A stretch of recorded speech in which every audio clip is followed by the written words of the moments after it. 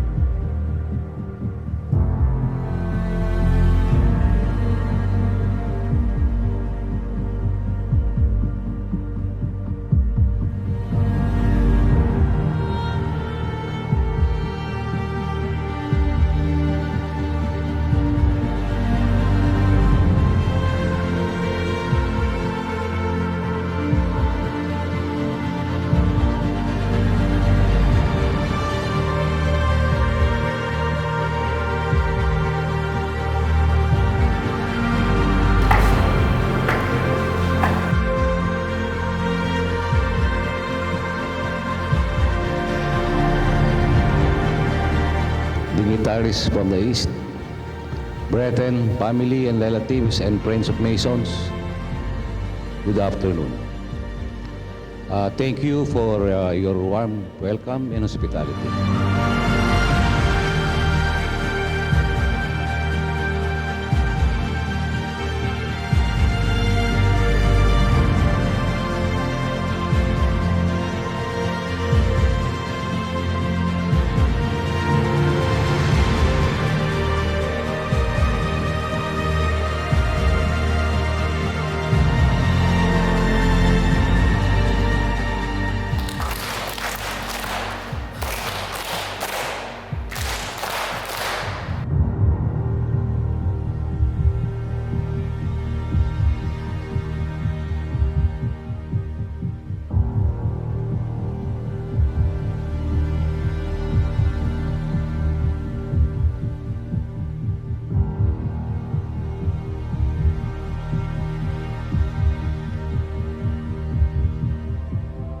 You will then present to me the brother who has been elected to discharge the important duties of Master of this Lodge.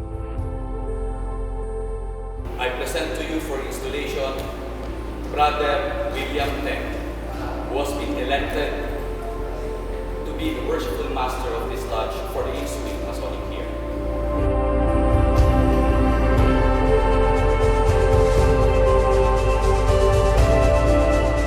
That book contains the bylaws of your lodge,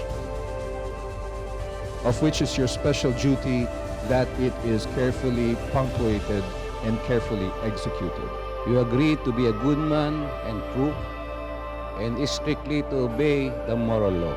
You promise not to be concerned in plots and conspiracies against government, but patiently to submit to the decision of the Supreme Legislator.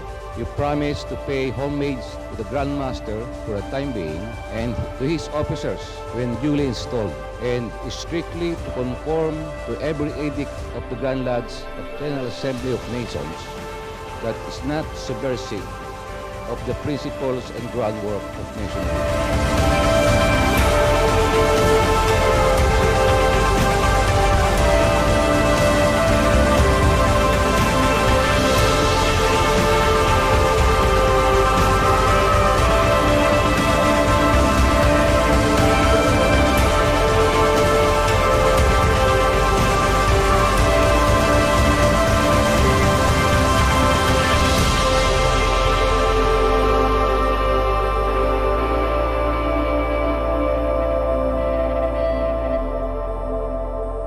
The symbol of power.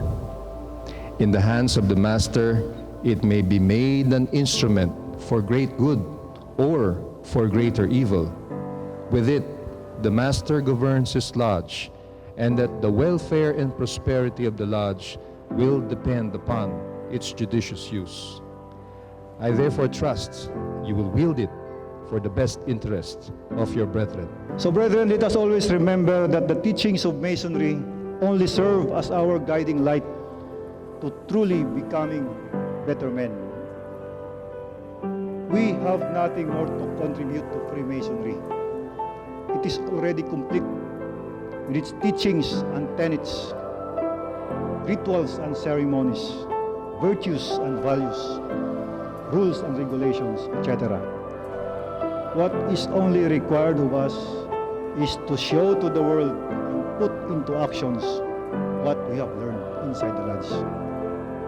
If we are indeed good and true brothers and friends to all Freemasons, there is yet hope that someday we will truly complete the construction of the temple of brotherhood of men under the fatherhood of God. And behold, we will say, how good and pleasant it is for us to dwell together in unity. Palawan Masonic Lodge number 99, in one accord, let us prove that we are indeed united brethren, and we will make the difference. Thank you.